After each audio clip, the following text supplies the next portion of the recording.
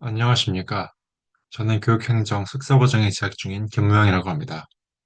오늘 제가 발표할 주제는 연구 실천 파트너십으로 교육 연구와 교육 현장을 유기적으로 결합해 주목받고 있는 개념 중 하나입니다.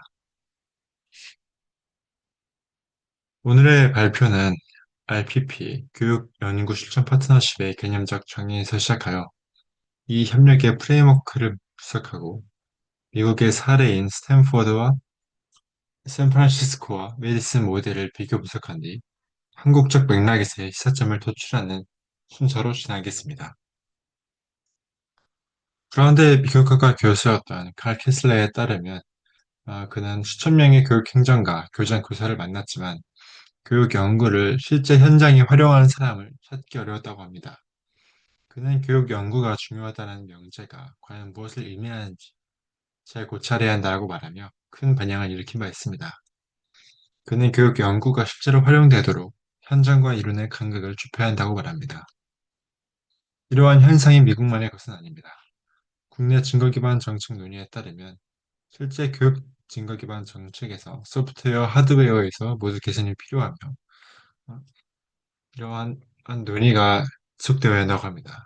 미 교육학회에서는 논의되고 있는 RPP는 이러한 지식 생산과 활용의 불일치를 해결하기 위해 등장한 것입니다. RPP는 공동 목표를 달성하기 위해서 교육 연구자와 실무자가 지식을 공동 생산하는 다학적인 협력체입니다. 이는 단순한 자문을 넘어 현장의 문제를 지속 가능하게 해결하려는 공동체적인 성격을 띱니다. 이 연구에서는 RPP가 무엇인지 밝히고 그 형성 조건이 무엇인지, 한국적 적용 가능성 무엇인지探索하고자 합니다. 커버원 등에 따르면 연구 실천 파트너십은 크게 5가지의 요소로 이루어져 있습니다.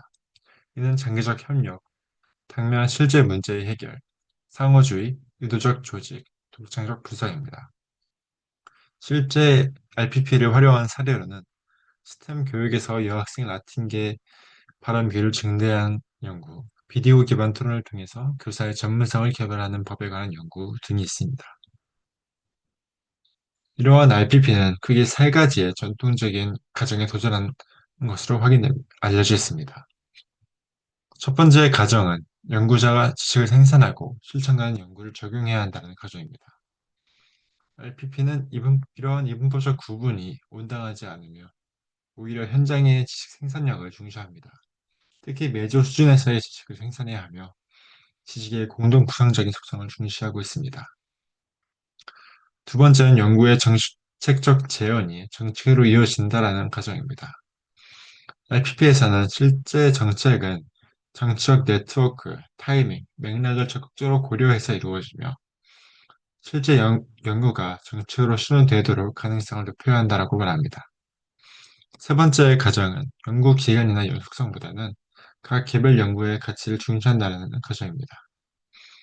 LPP에서는 장기적인 관계에 기반해야 하며 연속적인 연구를 통해서 문제 해결에 기여해야 함을 강조하고 있습니다. 요컨대 RPP는 교육부 대학 간의 협력적인 관계를 구축하고 현장 교육 문제를 공동으로 해결하는 과정으로 요약될 수 있습니다. 이는 크게 3가지 단계로 이루어져 있는데 쿠퍼 등에 따르면 재원을 분배받고 지배구조를 형성하여 이해관계를 조정하는 첫 단계, 그리고 교육 문제를 확인하고 이에 따른 개선 계획을 마련한 뒤 이에 따른 역량을 구축하는 단계, 마지막으로 실제로 개선을 실행하고 평가하고 적용하는 단계로 이루어져 있습니다. 앤셀은 가시의 거버넌스 형성 조건에 따르면 거버넌스 형성 시 권력 자원, 지식의 균형, 그리고 참여에 대한 인센티브, 협력의 역사가 중요하다고 합니다. 또한 연구실천 파트너십에 관한 다른 연구들에서도 이러한 재원 확보, 참여 네트워크 구축이 중요하다고 보며 이 연구에서는 협력적인 거버넌스 프레임워크와 관련된 선행 연구를 바탕으로 RPP 행성 조건이 구체적으로 어떠한지 확인하려고 합니다. 이 연구에서는 사례 연구를 채택하였습니다. 사례 연구란 실제한 현상에 관해 집중적으로 다양하게 증가를 수집하고 분석해 답을 찾는 방법입니다. 이는 통계적 일반화보다 분석적 일반화에 초점을 둡니다. 즉, 이론이 특정 사례에 적용되는지를 자세히 살피며 이론의 현실 설명력을 잘 검증하는 것입니다. 이 연구는 다음과 같은 사례 선택 과정을 거쳤습니다. 국립 RPP 기관인 NNE RPP에 등록된 이 22개의 시 중에서 샌프란시스코와 메디슨시 두 지역을 택하였고, 네, 그 두 시를 중심으로 RPP의 실제 운영 양상을 확인해 보고자 합니다.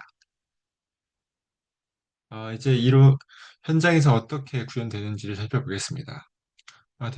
첫 번째로 보고 싶은 첫 번째로는 이제 캘리포니아주의 샌프란시스코 교육구 사례입니다. 샌프란시스코 교육구와 스탠포드 대학은 공동으로 재정을 동원해서 연구를 지원하고 있습니다. 특히 스탠포드 대학의 경우 데이터 설비 구축 및 인력 채용에 적극적으로 재정을 투입하고 있습니다. 또한 2011년에 발족한 캘리포니아 에듀케이션 파트너스를 중심으로 재원을 배분하고 연구 의제를 소장하고 있습니다. 음, 이들이 활용하고 있는 연구 프로포셜 평가 루브릭을 통해서도 거버넌스 형성 조건을 확인할 수 있습니다. 그들이 첫 번째로 본 척도가 바로 정합성이기 때문입니다. 이는 연구 의제가 교육부의 필요와 얼마나 밀접하게 연계되어 있는지를 의미합니다. 다른 기준으로 그들은 일반화 가능성, 협력의 정도를 평가하고 있습니다. 이러한 결과를 통해서 크게 세 가지 점을 확인할 수 있습니다. 가장 첫 번째로 권력의 균형을 중시한다는 점입니다. 그들은 공동 투자로 재원을 구성하고 있으며 특히 스탠포드 대학 교수진은 연구 방법론을, 샌프란시스코 교육부 지휘관은 데이터와 연구 의지를 제공하고 있었습니다. 또한 그들은 2009년에도 이전에도 협업을 하는 등 지속적인 협력의 역사가 있었습니다. 마지막으로 캘리포니아 에듀케이션 파트너스라는 중개 조직이 커뮤니케이션 비용을 감소시키고 있었습니다. 그들은 각 조직의 자원을 연결하고 결과를 확산하고 있으며 의제 설정 시에 합의된 루브릭을 통해서 상호 우선성을 제도적으로 검증하고 있었습니다.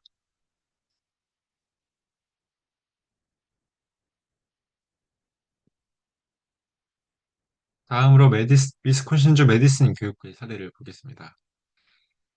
이는 이 교육부에서는 샌프란시스코와 유사하게 중개 조직인 메디슨 에듀케이션 파트너스라는 조직을 운영하고 있습니다. 여기서 조정위원회는 의제를 선정하는 것을, 감독관은 연구 방법을 감독하는 역할을 담당하고 있습니다. 이들도 유사한 프로포셜 평가 루브릭을 가지고 있는데 관련성을 중시하는 한편 방법론적 엄밀성, 연구자 전문성, 연구 수행 가능성, 마지막으로 질적 연구 설계라는 큰 기준을 가지고 프로포절을 평가하고 있습니다.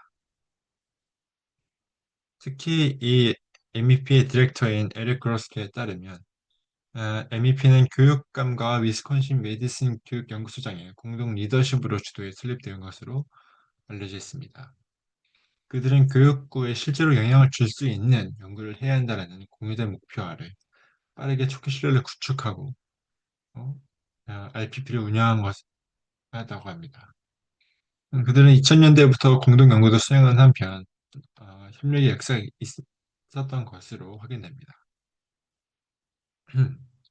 샌프란시스코와 메디슨은 인구 규모와 운영 방식 등에 있어서 상이한 과정을 지니고 있습니다. 그럼에도 공통적으로 알 수 있는 것은 그들이 중앙 관리 조직인 중개 조직의 존재가 협업 비용을 낮추고 연구의 질적 수준을 담보한다는 것입니다. 또한 리더십의 의지와 초기 신뢰 구축 등이 협력에 중요하다는 것을 알 수 있습니다. 가장 이 연구를 통해서 궁금했던 질문은 과연 우리나라도 할 수 있는가라는 점입니다. 우리나라는 크게 세 가지 조건에서 미흡한 것으로 보입니다.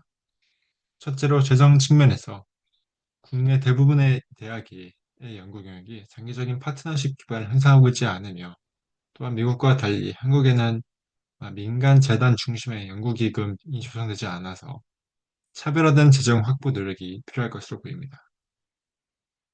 두 번째로 참여 네트워크의 문제입니다. 대학과 교육청의 협력이 잘 이루어지지 않기 때문에 또한 규모가 작고 실제로 혁신을 직접 실행하고 평가하고 확산하는 체계가 미흡하다라는 음, 단점이 있습니다. 마지막으로 연구 역량의 문제입니다. 지방대학의 이 사범대학 교육학과 그리고 교육대학원 등의 높은 연구 역량 기반에서 IPP 원활한 운영이 가능할 것으로 보입니다. 또한 지역교육 당국 실무자가 정책에 관해서 단순 여론을 넘어서 정책 증거에 깊은 관심을 두고 지원해야 합니다. IPP를 시행하기에는 한국은 많은 시간과 자원이 필요할 것으로 보이며 꾸준히 작은 시도를 이어나가면서 IPP를 위한 토양을 마련해야 할 것으로 보입니다. 참고 문헌은 아래와 같으며 이상으로 발표를 마치겠습니다. 감사합니다.